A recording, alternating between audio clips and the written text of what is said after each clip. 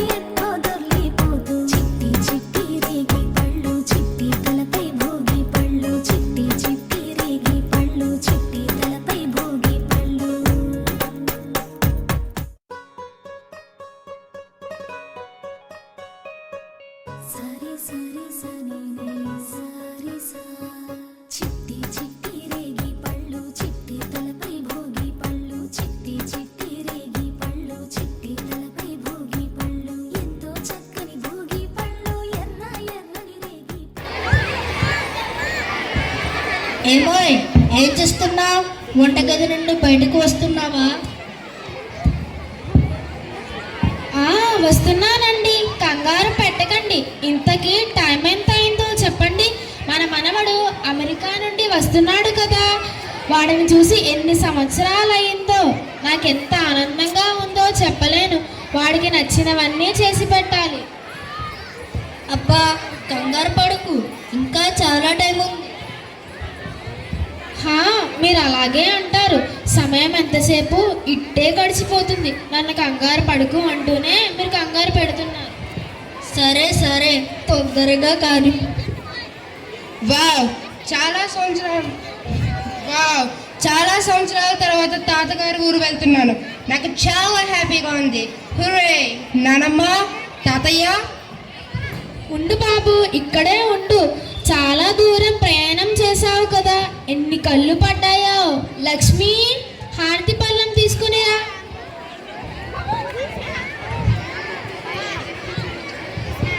వస్తున్నానమ్మగారు, తీసుకోండి. ఏమిటి నానమ్మ ఇదంతా? ఈ జనరేషన్లో కూడా ఇవన్నీనా?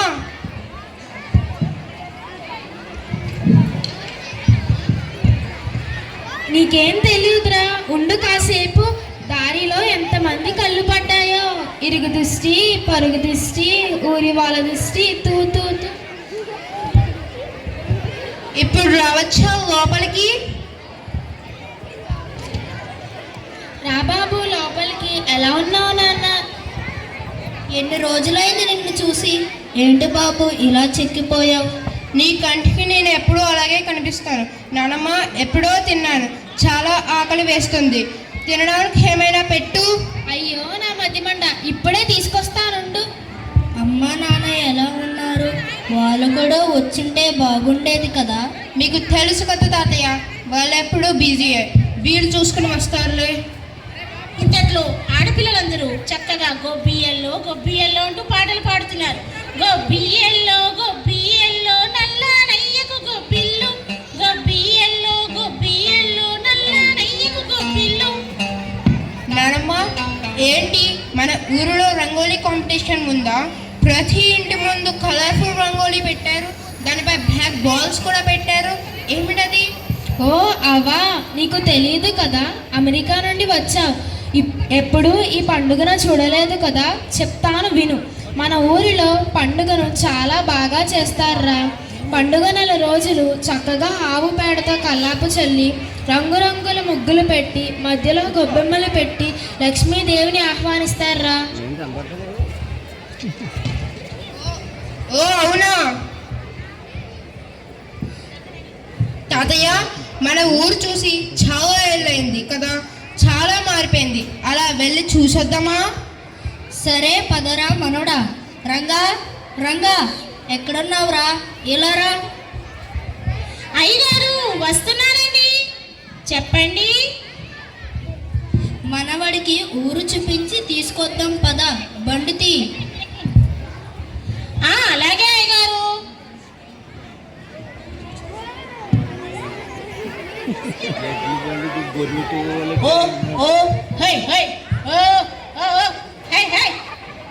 తాతయ్య, తాతయ్య, అక్కడ కర్రలు పేర్చి ఫైర్ పెట్టారండి. ఇంట్లో గ్యాస్ లేదా? లేదురా, గ్యాస్ అయిపోవడం కాదు, అది భోగిమంట. భోగిమంటనా? భోగిమంట మీన్స్ వాట్ తాతయ్య? మన భారతీయ సాంప్రదాయాలకు ప్రతీకలుగా నిలిచే పండుగలలో సంక్రాంతి ఒకటి. ఇది రైతుల కృషి గొప్పతనాన్ని మనకు గుర్తు చేస్తుంది, భోగభాగ్యాలను కలిగిస్తుంది. దీనిని సంక్రాంతికి ముందు రోజు జరుపుకుంటారు. తాతయ్య, ఆ దండలేమిటి? అవా, ఆవు పేడతో చేసిన పిడకల దండ. వీటిని కాల్చడం వలన గాలిలోని సూక్ష్మజీవులు నశించి మంచి ఆరోగ్యం వస్తుంది. అవునా? భోగి పండుగకు ఇంత స్పెషాలిటీ ఉందా? అంతేనా, భోగి రోజు సాయంత్రం చిన్నపిల్లలందరినీ ఒక చోటు చేర్చి వారికి భోగి పళ్ళు పోస్తారు. భోగి పళ్ళు అంటే ఏమిటి? అదేమైనా స్పెషల్ ఫుడ్ తాతయ్య? రేగు పండ్లునే భోగి పండ్లు అంటారు. ఇది సూర్యుడికి ఇష్టమైన ఫలం.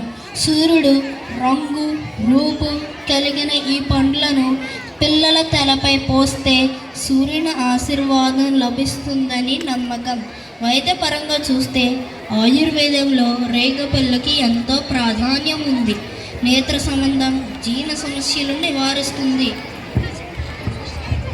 హరిదాసు హారిలో రంగా హారి హారిలో రంగా హారి హారిలో రంగా హారి సీతమ్మకు చేయిస్తి చింతాకు పతకము రామచంద్ర ఆ పతకానికి పట్టే 10,000 వరహాలు రామచంద్ర శ్రీమద్ రమణ గోవింద హారి భోగి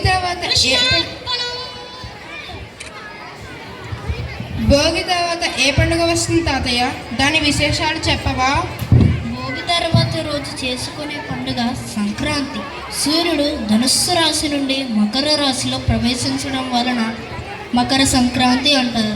రైతులు సంవత్సరం అంతా పండించిన పంట చేతికొచ్చే కాలంలో ప్రకృతికి ధన్యవాదాలు చెప్పే ఉత్సవం సంక్రాంతి. పండిన పంటనే దైవంగా భావించే సంస్కృతి మనది. సంక్రాంతి పండుగ నాడు ఏమి చేస్తారు తాతయ్య? ఈ పండుగ నాడు ఇంటి ముందు అందమైన ముగ్గులు వేసి గొబ్బెమ్మలు పెట్టి గొబ్బియ్యల్లో వంటి పాటలు పాడతారు. కొత్త బట్టలు వేసుకుంటారు. రకరకాల పిండి వంటలు చేసుకుని ఇంటిలో వారికి ఇరుగు పొరుగు వారికి పంచుతూ ఎంతో సంతోషంగా ఉంటారురా. పిండి వంటలా? అబ్బా, నాకు ఇప్పుడే నోరూరుతుంది తాతయ్య. మర్చిపోయాను, మీ నానమ్మ నీ కోసం చాలా రకాల పిండి వంటలు చేసి నేను తినేస్తానేమో అని అటక మీద పెట్టేసి ఉంచేసిందిరా. పెద్ద పండుగ అంటే ఇదేనా తాతయ్య? సంక్రాంతి రోజు ఊరిలో కొత్త ఇల్లుల సందడితో పాటు కోడి పందాలు, కోలాహలము, బొమ్మల కొలువులు, ఎడ్ల పందాలు వంటివి నిర్వహిస్తారు. బుడబుక్కల వాడు వస్తున్నాడు. అయ్యగారికి దండం పెట్టు, అమ్మగారికి దండం పెట్టు, డూమ్ డూమ్ డూమ్. అయ్యగారికి దండం పెట్టు, అమ్మగారికి దండం పెట్టు, డూమ్ డూమ్ డూమ్. సంక్రాంతి తర్వాత ఏ పండుగ వస్తుంది తాతయ్య? 3వ రోజు జరుపుకునే పండుగ కనుమ పండుగ. దీనిని పశువుల పండుగగా వ్యవహరిస్తారు. పంట పండించడంలో సహాయపడిన ఆవులను, ఎద్దులను, బర్రెలను పూజించి కృతజ్ఞతలు తెలుపుతారు. పక్షులు కూడా రైతన్నకు నేస్తాలే. ఈ పండుగలలో ఇంతటి స్పెషాలిటీ ఉందా తాతయ్య? ఈ 3 పండుగలు మన ప్రకృతితో, కుటుంబంతో, సమాజంతో ఎలా సహజీవనం చేయాలో చెబుతాయి. ఈ పండుగలు మానవ జీవనానికి కొత్త ఆహ్లాదాన్ని ఇస్తాయి. వావ్ తాతయ్య, మీకు ఎన్నో విషయాలు తెలుసు. మీరు చెప్పారు కాబట్టి నాకు కూడా కొంచెం తెలిసింది. నెక్స్ట్ టైం నా ఫ్రెండ్స్ని కూడా తీసుకువస్తాను. వారికి మన ఊరు, పచ్చని పొలాలు, అందమైన ప్రకృతిని అన్నిటినీ పరిచయం చేస్తాను. సరే, అలాగే కానీ పద, చాలా టైం అయిపోయింది. మీ నాన్నమ్మ మన కోసం ఎదురు చూస్తూ ఉంటుంది. పద. సరే పదండి తాతయ్య.